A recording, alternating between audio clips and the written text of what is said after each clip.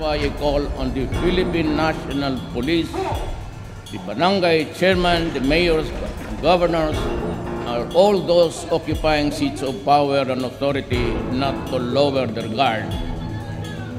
There will be no let-up in this campaign. Double your efforts. Triple them if need be. We will not stop until the last drug lord, the last financier, and the last pusher have surrendered or put behind bars or below the ground if they so wish. Tila tinutupad nga ang panata ng Pangulo. Marami nang naililibing. At mukhang tiyak na marami pang susunod. Kamakailan may ilan akong nakilala na marahil nasa panganib na rin kung hindi sila maagang nakalaya sa droga.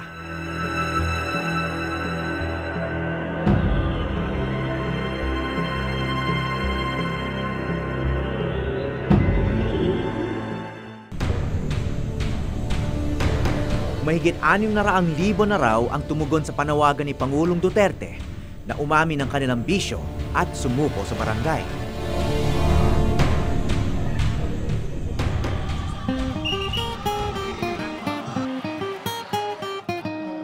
Sa barangay Batasan Hill sa Quezon City, sari-sari ang kanilang kwento. Bakit kayo nandito ngayon? Actually, para tanggalin yung kahihiyan ng pamilya, ano po. 1981 pa kami dito at halos kababata namin lahat ng mga nasa barangay din, mga nakaupo. Tsaka ibang halos close family friends na rin ng pamilya namin. Para matanggal yung insulto sa pamilya. Kasi biktima lang din naman kami. Tsaka pangalawa, programa ng gobyerno yan, tsaka barangay. Tsaka pakikisama rin kay Pangulong Duterte. Kayo, sir? Pagbabago. Para malinis na rin yung sarili ko. Dahil nagkamali nga dati. Ngayon medyo kailangan ayusin na. Kamustahan? Ito ang tawag sa programang inilunsad ng barangay para sa mga tinuguriang sumuko.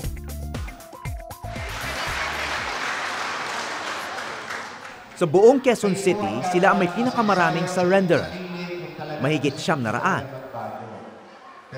Maaring dumami sila mula nung may 4 na napatay sa barangay na umano'y sangkot sa droga.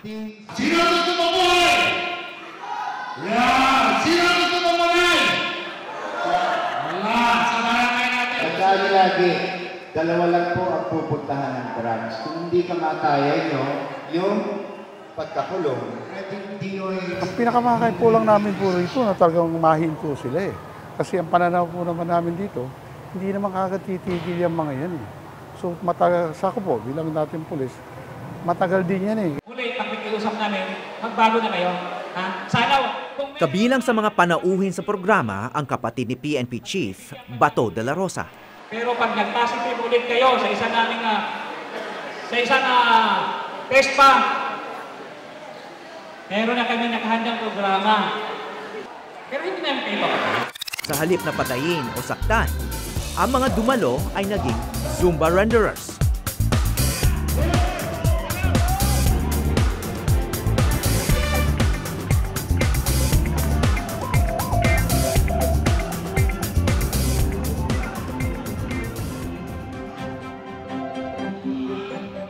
May pakain pa na sagot ng barangay. Mga lalaki ang karaniwang lumalapit sa barangay para sumuko. Ngunit sa okasyong ito, may mga babaeng nais din makaiwas sa kamatayan. Siya si Inday, na kakapanganak lang nitong Pebrero. Mahirap kung hindi ka magbabago. Pag hindi ka magbabago, talaga papatayin ka. Maganda magbago ka habang may pag-asa pa. Kasi malapit naman ang... At saka itong baby nyo, iniisip nyo rin siya? Iniisip ko po. So hindi pa nga lumabas at tiyan ko, iniisip ko na. Baka mamaya, pagdating ng araw, wala na nanay niya. Siyempre, maganda yung paglaki niya, nandiyan pa rin. Kaya so nung buntis kayo sa kanya, gumagamit pa rin kayo? 4 na buwan po ang tiyan ko. Nung lagpas ng Buntis na kayo, gumagamit pa rin kayo? Opo, 4 na buwan. Pag lagpas na po doon, mga naglilima na, hindi na po ako gumagamit. Natakot po ako. Bakit? Bakit kayo tumigil sa 4 na buwan? Ayaw ko na ho, kasi pinagsabihan na po ako ng asawa ko, pati yung purok namin, sinabihan ako na, tigilan mo na yan, alang-alang sa baby mo. Kasi mahirap na yung hindi mo yung buhay ng anak mo. Nakalagay ito ng letter C at letter D. Kapag ka po yun naging pula lahat, ibig sabihin negative. Malakpa ka naman sa negative. Siguro-durin na lang na nasa negative kayo. At kapag ka letter C lang ang lumabas, isang durin lang, ang ibig sabihin nun ay lakas! Ang ibig sabihin nun ay ibig sabihin patay na kayo. Bago matapos ang programa, pumila na ang mga kinakabahang surrenderer.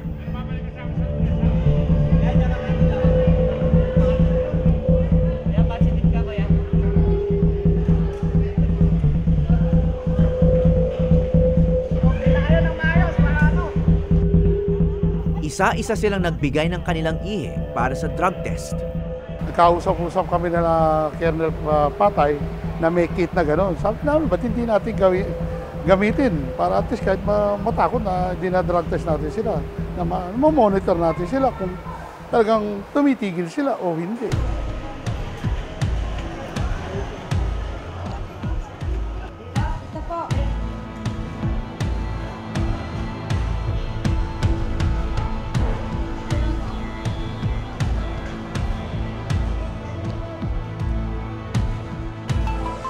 Tumigil na raw sa bisyo si Inday, ngunit dito raw malalaman ang katotohanan.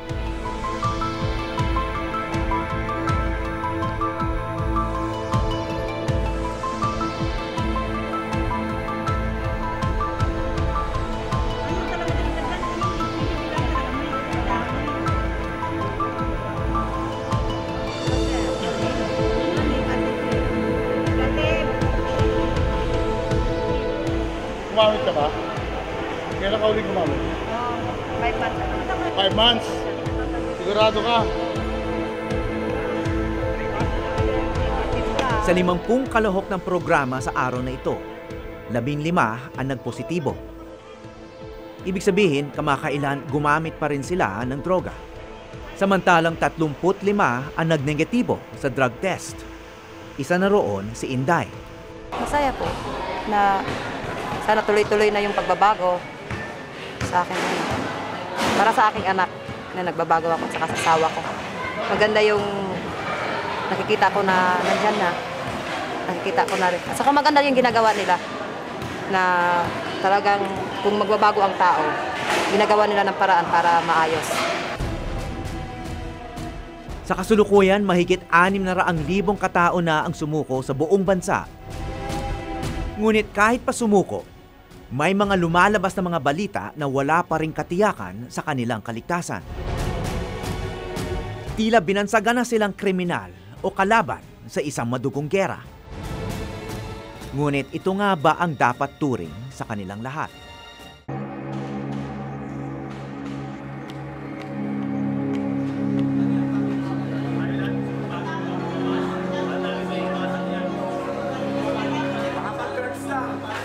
Nagpapasalamat ako, dinala ako dito ng magulang ko. Kasi dito may kapayapaan ako. Dito, hindi ko nararamdaman yung panginginig na hinahanap ko sa drugs. Pasalamat tayo na nandito tayo. Alam niyo, family, mapalag tayo. Kasi nandito tayo nung panahon umupo si Duterte. Tayo yung mga pinakamapalad. Mapalad. Ito ang saloobin ng isa sa mahigit 1,500 pasyente ng Bikutan Treatment and Rehabilitation Center o Bikutan TRC. Umaapaw na ang kanilang pasilidad. Ngunit mas dumarami pa raw ang mga nais pumasok dito mula noong nagsimula ang Administrasyong Duterte. Paliwanag ng doktor dito, hindi lahat ng mga sumuko o gumagamit ng droga kailangan magpagumot dito. Unang-una po, hindi lahat ng drug user nangangailangan ng confined na rehabilitation. O kung tawagin natin residential rehabilitation, katulad ng ginagawa po natin dito. Most of them will benefit from an outpatient program kung saan ginagamit natin ang suporta ng pamilya, tinuturuan natin sila ng livelihood projects and programs para lalo silang matanggal yung kanilang pag-iisip sa paggamit ng droga.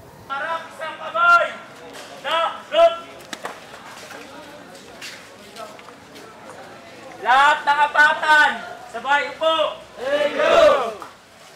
Tila maistilong militar ang kanilang pagdidisiplina. Ngunit ang pakikitungo raw nila sa isa't isa parang kapatiran. So, good morning, family! Okay, so you call family because this is, we call this as therapeutic community. So we are one big family here. So that's the reason why they call us mommy. We call them family. At tulad ng kahit anong komunidad, meron din sila mga batas na kailangan sundin. At ang mga pasaway o matitigas ang ulo, lalo raw nagtatagal dito. Tulad na nangyari kay Benjamin Toledo. Bali, nag-stay po ako dito dati, 2011 pa po. 6 na buwan lang dapat siya sa Bikutan TRC, ngunit inabot siya ng halos 3 taon. Noong 1 taon lang siya nakalabas. Magulo sa kanilang tahanan sa Baguio kaya lumaya si Benjamin noong siya'y 12 taong gulang pa lang. Saan ka naman pumunta? Sa Lansangan po. Lansangan ng Baguio? Opo. Ako po ay kumukuha lang ng karton paggabi. At doon po sa gilid natutulog. So ayun po yung buhay ko dati. At para ako ay mabuhay, sa palengke po ay nagkakargador po ako. Kalaunan, naging mandurukot siya sa mga lansangan ng Baguio at nalulun sa bisyo. So masasabi mong naging addict ka? Opo. Naging addict po talaga ako kasi totoo lang po, umabot po ako dun sa sa iba na po yung kilos ko. So kahit yung mga kamay ko ay gumagalaw-galaw. So dumating din yung pagkakataon na yung dila ko ay kumapal. At nung kumapal yung dila ko, ang nasasabi ko lang ay letter S. Family, tulungan niyo ako. Gusto ko magbago. Ilakas mo! Family, tulungan mo ako. Gusto ko magbago. Ilakas mo! Tila sineryoso ang pakiusap ni Benjamin, kaya ang dating addict na mandurukot, nakagraduate pang valedictorian sa paaralan ng Bikutan Treatment and Rehab Center.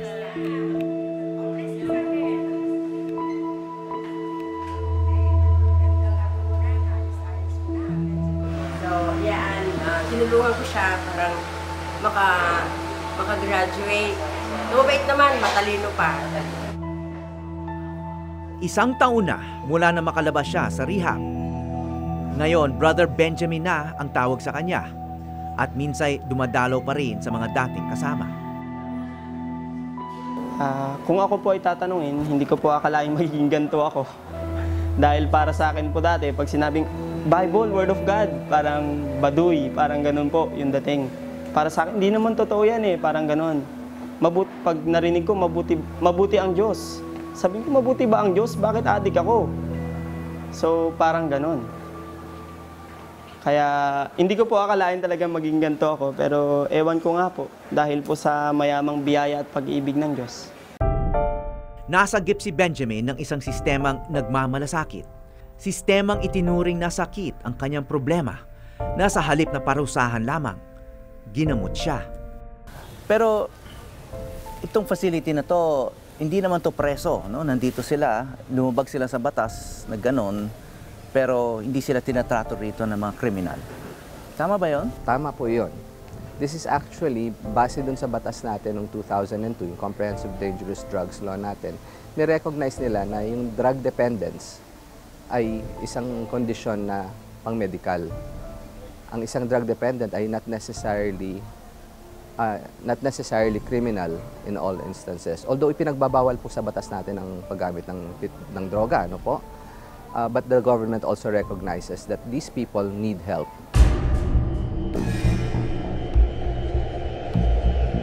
Napuno na ng takot ang mga komunidad. Kinakatok at pinaamin ang mga gumagamit ng droga. Ang iba, natatagpuan na lang na patay. Salot ba talaga sila sa lipunan? O mga biktima ng adiksyon? na marahil sa halip na girahin ay dapat gamutin.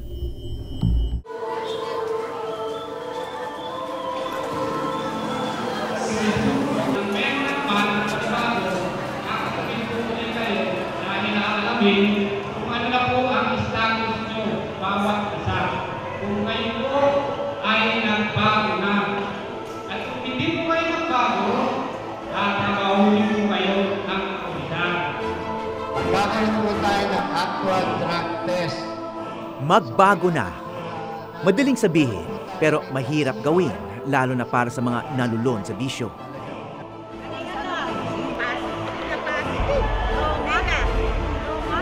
Roma, kuya. Tila mas madali pa ang madugong solusyon. Kayo po ang nagdadala ng hindi po kami.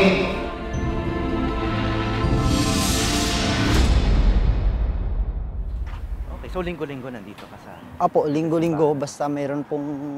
Napapansin itong lahat ni Hilsey Almelor na nasagip ng ibang solusyon. Marahil sa tulad ko na paulit-ulit na nakakagawa ng kasalanan sa tao at sa gobyerno, marahil isa na rin ako ngayon sa mga taong mga namatay. Dahil nga ho, sa nangyayari sa kapaligiran nga ho natin ngayon, sa akin masakit. Masakit sa akin na nakikita ko ang isang taong biktima ng droga ay patayin na parang hayop. O mas higit pa sa hayop. Dahil ang hayop nga, meron silang sariling batas eh. Pero ang tao, mismong tao, wala.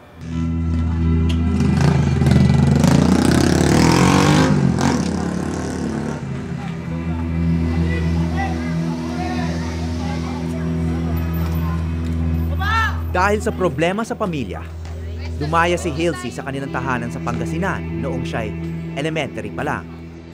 Yung nga po, hanggang sa nakita ko yung kaligayahan sa mga barkada. Yun, nagsasayaw kami, umiinom, natutong mag-drugs, natutong gumamit ng babae, natutong gumawa ng masama.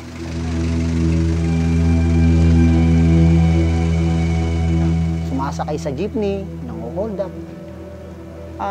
Hanggang sa nabuwag nga yung grupong yun, dahil that time, malakas ang loob ko namin dahil may humahawak sa amin that time na mga nanunungkulan.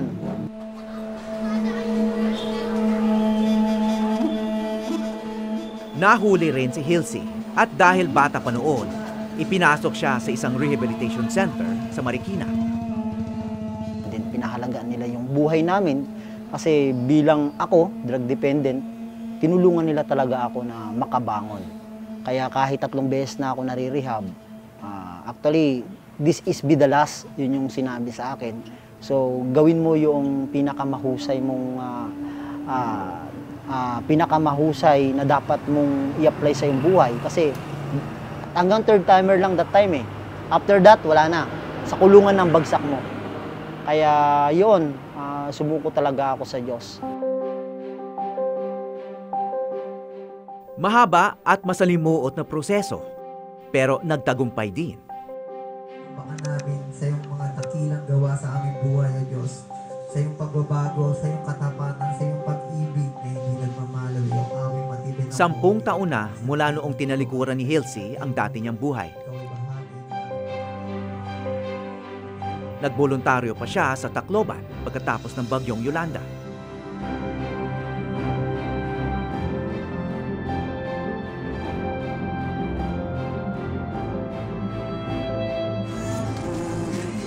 At ngayon, isa ng aktibong miyembro ng simbahan.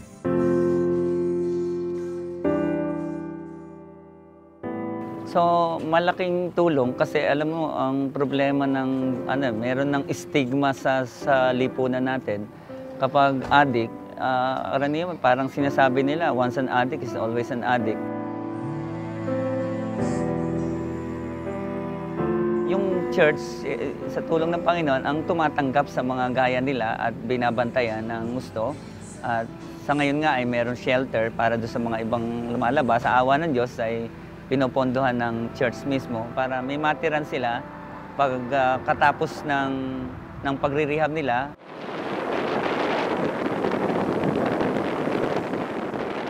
hindi tulad ng mga agad na pinapatay ngayon. Mapalad din si Hilsey dahil nabigyan siya ng pagkakataong mabuhay at natulungang magbago.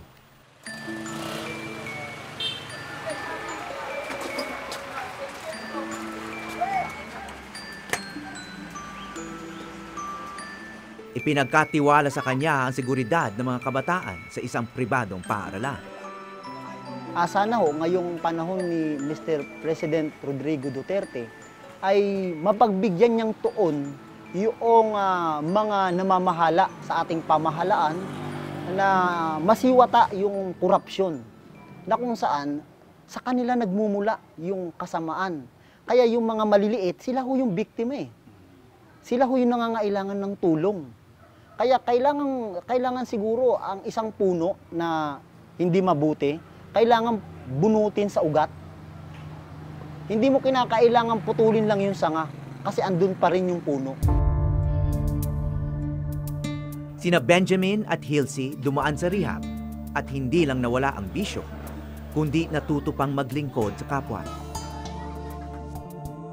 Mabigyan lang ng pagkakataong magbago, ang dating adik pwede pang maging inspirasyon.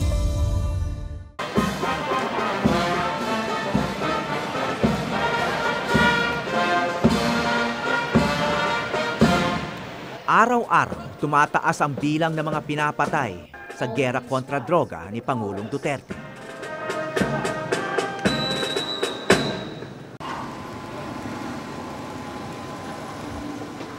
Samantala sa Kongreso, may nagsusulong ng ibang tugon sa isang matinding sakit ng lipunan. Isang programang gagabay sa pagbabago ng mga addict at drug user, tulad ng sumagip kay Benjamin, Hilsey at marami pang iba. Isa itong uri ng rehab na nakabase sa komunidad at gaganapin sa mga pampublikong high school pagkatapos ng klase. Ang mga adik na pupunta sa eskwela na yun naman galing sa community nila. Malamang kakilala nila yun. Yung iba doon, ama pa yata ng ibang estudyante yun. Ba't naman sila matatakot sa ama nila? Diba? We're not bringing in addicts from another LGU or another barangay. Maaring kontrobersyal ito para sa iba. Ngunit kumbinsido si Congressman Arnie Teves sa kanyang mga plano. Sa lahat ng mababatas, si Congressman Teves na marahil na may pinakamahabang karanasan sa paggamit ng droga at sa pagbangon mula sa adiksyon sa pamamagitan ng rehab. It all starts with recreational using. Others start with experimentation. Yun na nga, masarap. So, gawin natin ulit sa weekend. Kung napasarap ka, bakit hindi natin gawin araw-araw?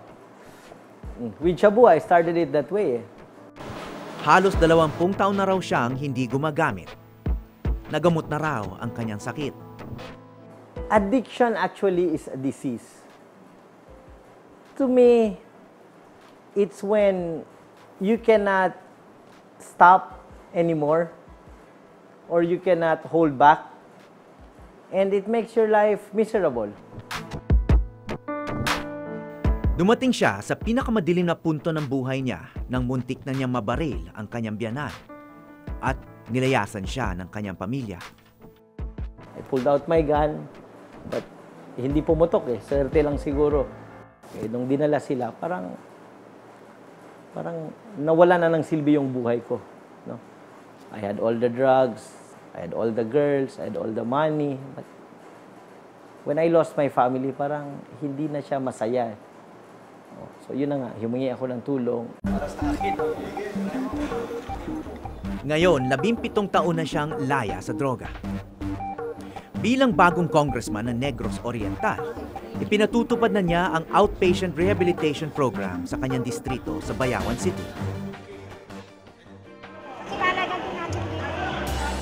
Sa isang banda, naging epektibo raw ang dahas para takutin ang madla. Maganda lang yon sa simula.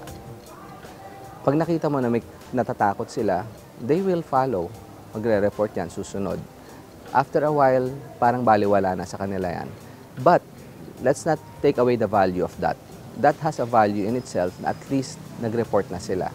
From there, kailangan ma-guide natin sila Kaya sila nandun ay kailangan nila na magbago at mas makakabuti para sa kanila at sa pamilya nila na magbago sila.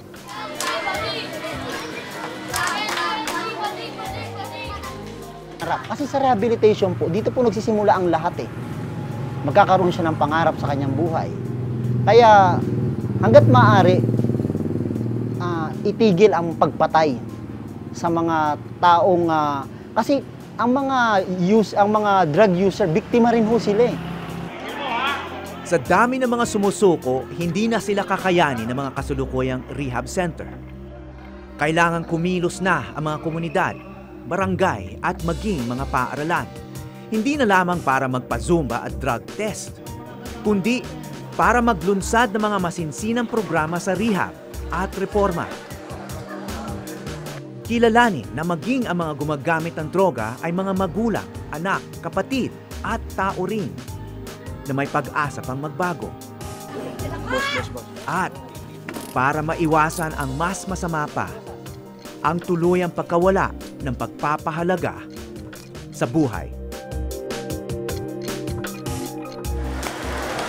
Ako po si Howie Severino at ito ang Eyewitness.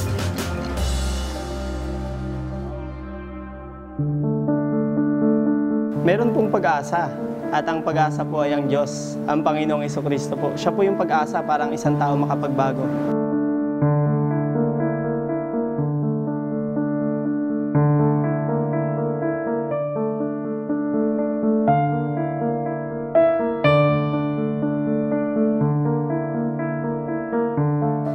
Hindi mo kailangang patayin bigla-bigla ang isang makasalanan. Kahit siya pa ay drug addict, drug pusher o user, dapat bigyan sila ng kaukulang parusa.